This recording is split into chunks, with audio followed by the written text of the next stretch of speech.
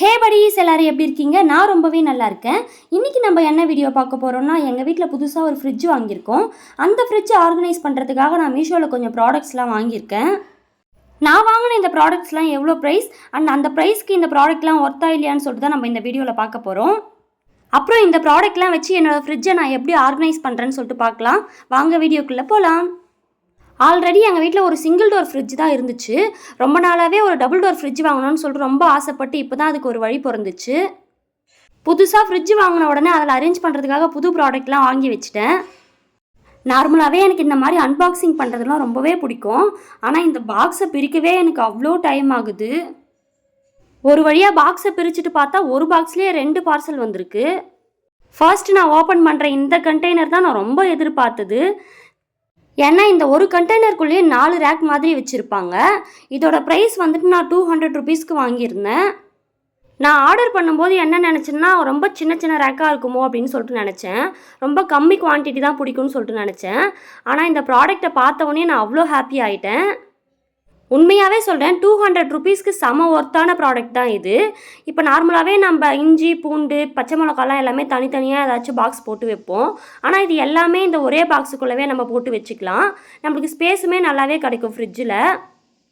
இந்த container quality வைஸுமே ரொம்பவே நல்லா இருந்துச்சு. நீங்களுமே இதை வாங்கி ட்ரை பண்ணுறதா தான் கண்டிப்பாக ட்ரை பண்ணி பாருங்கள். உங்களுக்குமே இது ரொம்பவே பிடிக்கும். நெக்ஸ்ட்டு அந்த பார்சல்குள்ளவே இன்னொரு பாக்ஸ் வந்துருந்துச்சு.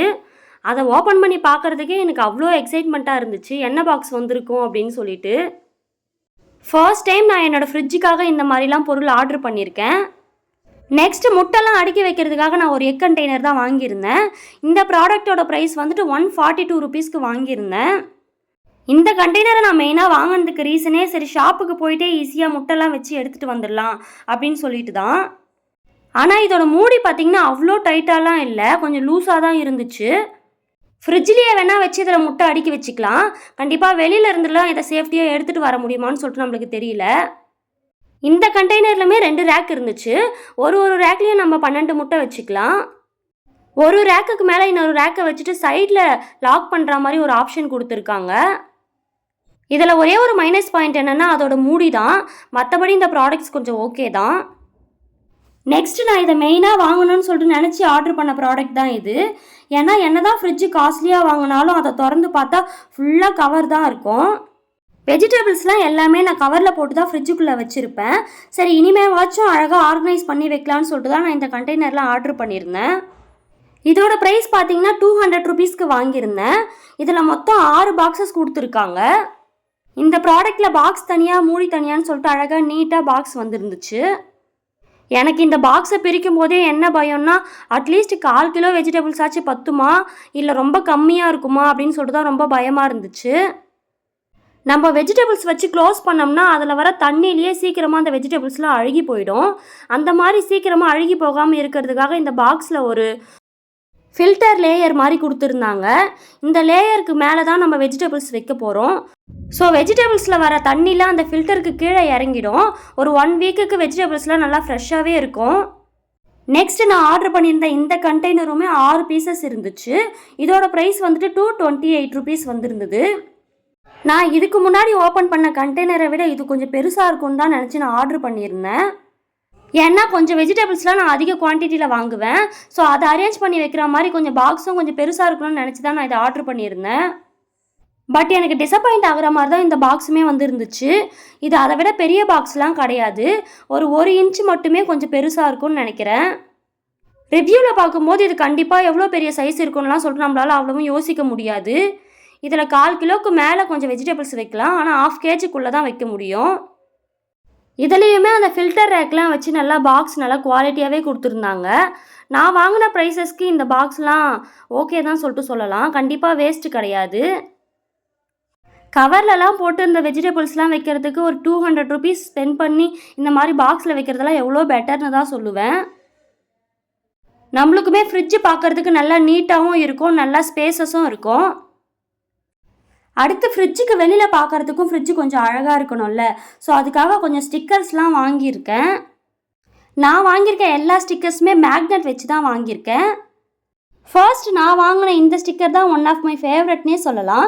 ஏன்னா எனக்கு சிவன்னா ரொம்ப பிடிக்கும். ஷிவன் ஸ்டிக்கர்லாம் கிடைக்குமான்னு சொல்லிட்டு சர்ச் பண்ணி பார்த்துட்டு இருந்தேன். ஆனால் நிறைய இருந்துச்சு. அதில் எனக்கு இந்த ஸ்டிக்கர் தான் ரொம்பவே பிடிச்சிருந்தது. இதோட ப்ரைஸ் வந்துட்டு 89 ருபீஸ்க்கு வாங்கியிருந்தேன். இந்த ஸ்டிக்கரில் ஒரே ஹேண்டில் சிவனும் பார்வதியும் சேர்ந்து இருக்க மாதிரி இருந்துச்சு.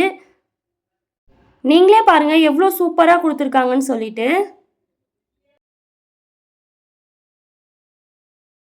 அடுத்து ஒரு கலர்ஃபுல்லான ஸ்டிக்கர் தான் வாங்கியிருந்தேன். நான் வாங்கின எல்லா ஸ்டிக்கருமே கொஞ்சம் கலர்ஃபுல்லாக தான் இருக்கும். ஏன்னா என்னோடய ஃப்ரிட்ஜு வந்துட்டு சில்வர் கலர். அதுக்கு எந்த மாதிரி கலர்ஸ்லாம் சூட் ஆகும்னு சொல்லிட்டு எனக்கு தெரியல. ஸோ எல்லாமே கொஞ்சம் கலர்ஃபுல்லாக வாங்கி ஒட்டா நல்லாயிருக்கும்னு சொல்லிட்டு நினச்சி வாங்கினேன். இந்த பார்சலில் 2 யானை ஸ்டிக்கர் வந்திருக்கு. இதோட ப்ரைஸ் பார்த்திங்கன்னா 105 ருபீஸ். இந்த ப்ரைஸ்க்கு 2 ஸ்டிக்கர் வரவே தான் நான் இதை ஆர்டர் போட்டிருந்தேன். அண்ட் கலருமே ரொம்பவே நல்லா இருந்துச்சு. நான் வாங்கியிருக்க இந்த எல்லா ஸ்டிக்கருமே கொஞ்சம் டெவோஷ்னல் ஓரியன்டாக தான் இருக்கும். ஃப்ரிட்ஜை ஓப்பன் பண்ணும்போது கொஞ்சம் பீஸ்ஃபுல்லாக இருக்கும்ல, ஸோ அதனால தான் இந்த மாதிரி ஸ்டிக்கர்லாம் பார்த்து வாங்கியிருந்தேன். இதுக்குமே நல்ல ரிவ்யூஸ் கொடுத்துருந்தாங்க. மேக்னெட்டுமே நல்ல குவாலிட்டியாக இருந்துச்சு. நெக்ஸ்ட் லாஸ்ட் அண்ட் ஃபைனலாக நான் வாங்கியிருக்க இந்த ஸ்டிக்கரை பிரிக்கிறதுக்கு அவ்வளோ கஷ்டமாக இருந்துச்சு. அந்த ஸ்டிக்கருக்கு மேலே ஏதோ டேப்லாம் ஒட்டி அவ்வளோ டைட்டாக இருந்துச்சு பிரிக்கிறதுக்கே. ப்ராடக்ட் நல்லா சேஃப்டியாக வரணுன்னு தான் இந்த அளவுக்கு கொடுத்துருக்காங்க. ஆனால் அதை பிரித்து நம்ம ஓப்பன் பண்ணி பார்க்குறதுக்குள்ளே நம்மளுக்கு ரொம்பவே டயர்ட் ஆகிடுது. மேலே இருக்க பார்சலை பிரிக்கிறதுக்கு ஒரு 5 மினிட்ஸு, அந்த ஸ்டிக்கருக்கு மேலே இருக்கிற டேப்பை பிரிக்கிறதுக்கு ஒரு 5 மினிட்ஸ்னு இதுக்கே 10 மினிட்ஸ் எனக்கு டைம் ஆகிடுச்சு. லாஸ்ட் அண்ட் ஃபைனலாக நான் வாங்கியிருக்க இந்த ஸ்டிக்கர் தான் ரொம்பவே க்யூட்டான ஸ்டிக்கர்னு சொல்லலாம். இந்த ஸ்டிக்கர் அழகாக ஒரு குட்டி புத்தர் வந்துட்டு மரத்துக்கு அடியில் உட்காந்துட்டு இருக்க மாதிரி இருக்கும். இந்த ஸ்டிக்கர் வந்துட்டு 100 ருபீஸ்க்கு வாங்கியிருந்தேன். நீங்களே பாருங்கள் அவ்வளோ க்யூட்டாக இருக்கும். நல்லா கலர்ஃபுல்லாக இருந்துச்சு இந்த ஸ்டிக்கர் பார்க்குறதுக்கே. நான் இந்த ஸ்டிக்கரை வாங்கினதுக்கு காரணமே இந்த ஸ்டிக்கரை பார்த்தாச்சும் கொஞ்சம் கோவம்லாம் போயிட்டு கொஞ்சமாச்சும் காமாக இருக்குமான்னு சொல்லிட்டு பார்க்கலான்னு தான். ஓகே buddies, நான் வாங்கின இந்த ப்ராடக்ட்லாம் வச்சுட்டு என்னோடய ஃப்ரிட்ஜை நான் எப்படி அழகாக ஆர்கனைஸ் பண்ணுறேன்னு சொல்லிட்டு பார்க்கலாம் வாங்க. ஃபர்ஸ்ட் என்னோடய ஃப்ரிட்ஜை நீட்டாக க்ளீன் பண்ணிவிட்டு அதுக்கப்புறம் 1 by 1 எல்லாத்தையும் ஆர்கனைஸ் பண்ணலாம். ஃப்ரீசர்லலாம் பார்த்தீங்கன்னா ஒன்றுமே இருக்காது. ஸோ அதை க்ளீன் பண்ணுற வேலையே நம்மளுக்கு இல்லை. ஃப்ரிட்ஜுக்குள்ளே பார்த்தீங்கன்னா தான் எல்லாம் கசமுசான்னு இருக்கும். அந்த அளவுக்கு கவரில் எல்லாத்தையும் பேக் பண்ணி எல்லாத்தையும் அடுக்கி வச்சுருப்போம். இப்படி இருக்க ஃப்ரிட்ஜை நான் ஓரளவுக்காச்சும் நீட்டாக மாற்றுறேனான்னு சொல்லிட்டு பார்க்கலாம். ஃபர்ஸ்ட்டு ஒரு வெட் வைப்ஸ் வச்சு நல்லா ஃப்ரிட்ஜு மேலெல்லாம் க்ளீன் பண்ணி எடுத்துக்கிறேன். புதுசாக ஏதாச்சும் பொருள் வாங்கும்போது தான் அப்படியே கரெக்டாக க்ளீன் பண்ணி வச்சுப்போம். இன்னும் கொஞ்ச நாள் ஆச்சுன்னா இதெல்லாம் கரெக்டாக ஃபாலோ பண்ணுவேனான்னு எனக்கே தெரியல. முடிஞ்ச அளவுக்கு இதுக்கப்புறமாச்சும் இதெல்லாம் கரெக்டாக மெயின்டைன் பண்ணணும்னு தான் நினைக்கிறேன். நம்மளோட மைண்ட் செட்டை பொறுத்து தான் நம்ம அந்த டைமில் வேலை செய்கிறதெல்லாம். ஃப்ரீசரில் வைக்கிற அளவுக்குலாம் நான் இன்னும் எந்த ப்ராடக்ட்டும் வாங்கி வைக்கல. ஸோ ஐஸ் கட்டிக்காச்சும் ஊற்றி வைக்கலான்னு சொல்லிட்டு தான் நான் தண்ணி ஊற்றி வச்சிட்ருக்கேன். இதில் ஐஸ் கட்டி எடுக்கிறதுலாம் அவ்வளோ கஷ்டம்லாம் கிடையாது. இதில் கொஞ்சம் ரொட்டேஷன் பண்ணுற மாதிரி இருக்குல்ல, அதை வச்சு கீழே திருப்பி விட்டோம்னா அந்த ஐஸ் கட்டிலாம் அந்த கீழே இருக்க கண்டெய்னரில் விழுந்துடும். ஸோ நம்மளுக்குமே எடுக்கிறது ஈஸியாகவே இருக்கும். ஃப்ரீசரில் எந்த மாதிரி பொருள்லாம் வைக்கலான்னு சொல்லிட்டு எனக்கு அவ்வளோவும் ஐடியா கிடையாது. முடிஞ்சால் நீங்கள் கமெண்ட்டில் சொல்லுங்கள் எந்த மாதிரி பொருள்லாம் வாங்கி வைக்கலாம் அப்படின்னு சொல்லிட்டு. நெக்ஸ்ட்டு ஃப்ரிட்ஜுக்குள்ளே எல்லாத்தையும் க்ளீன் பண்ண ஸ்டார்ட் பண்ணிட்டேன். அதில் இருந்த பொருள்லாம் எல்லாத்தையும் எடுத்து வெளியில் வச்சுட்டேன். ஒரு காட்டன் கிளாத் மாதிரி எடுத்து நல்லா க்ளீனாக தொடச்சிட்டேன் எல்லாத்தையும். இந்த ஃப்ரிட்ஜு வாங்கினது எனக்கு என்ன அவ்வளோ சந்தோஷம்னா, என்னோடய பையனால் அவ்வளோ சீக்கிரத்தில் இந்த ஃப்ரிட்ஜை ஓப்பன் பண்ணவே முடியல. ஏன்னா குழந்தைங்க தான் அடிக்கடி வந்து ஃப்ரிட்ஜை ஓப்பன் பண்ணிகிட்டே இருப்பாங்க. நம்ம எவ்வளோ தான் அரேஞ்ச் பண்ணாலும் எல்லாத்தையும் கலைச்சி போட்டுருவாங்க, இல்லைனா எதையாச்சும் ஊற்றி விட்டுட்டு போயிடுவாங்க. இந்த ஃப்ரிட்ஜை பொறுத்த வரைக்கும் அதுவே லாக் ஆகிடும். ஒரு 2 செகண்ட் விட்டுட்டு மறுபடியும் ஓப்பன் பண்ணால் தான் ஓப்பன் ஆகும். ஸோ கண்டிப்பாக என் பையனால் இதை ஓப்பன் பண்ணவே முடியாது.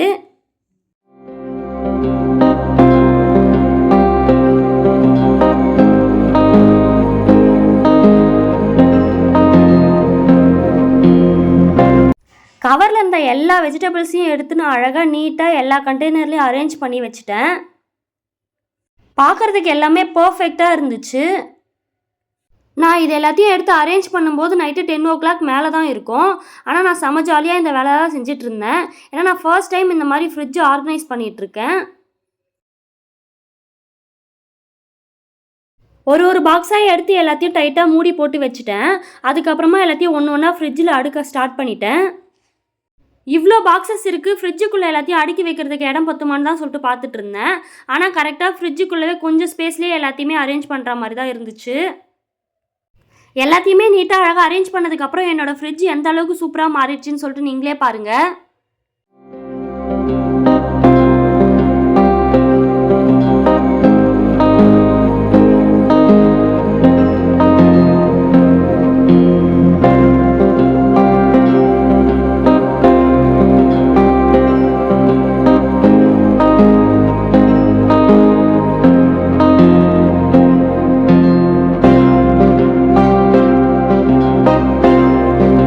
ஃப்ரிட்ஜுக்குள்ளே எல்லா வேலையும் முடிஞ்சதுக்கப்புறம் ஃப்ரிட்ஜுக்கு மேலே அழகாக வாங்கின ஸ்டிக்கர்லாம் ஒட்டிகிட்டு இருந்தேன்.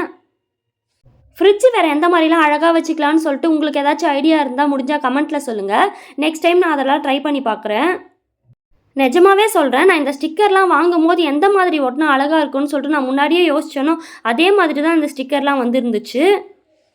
இந்த ஸ்டிக்கரெல்லாம் ஒட்டிட்டு என்னோடய ஹஸ்பண்டை கூப்பிட்டு ஒரு கான்செப்ட் மாதிரி சொல்லியிருந்தேன். மேலே இருக்க இந்த சிவனும் பார்வதியும் தான் நம்ம 2 பேரும். நம்ம 2 பேரும் சேர்ந்து இந்த புத்தர் மாதிரியே கொஞ்சம் காமாக இருந்தோம்னா நம்ம 2 பேருக்கும் இந்த யானையோட பலம் கிடைக்கும்னு சொல்லிட்டு சொல்லியிருந்தேன். கேட்குறதுக்கே ரொம்ப கிரிஞ்சாக இருந்துச்சு போல். அதனால் என் ஹஸ்பண்ட் நல்லா சிரிச்சுட்டே இருந்தார் இந்த ஸ்டோரியை கேட்டு.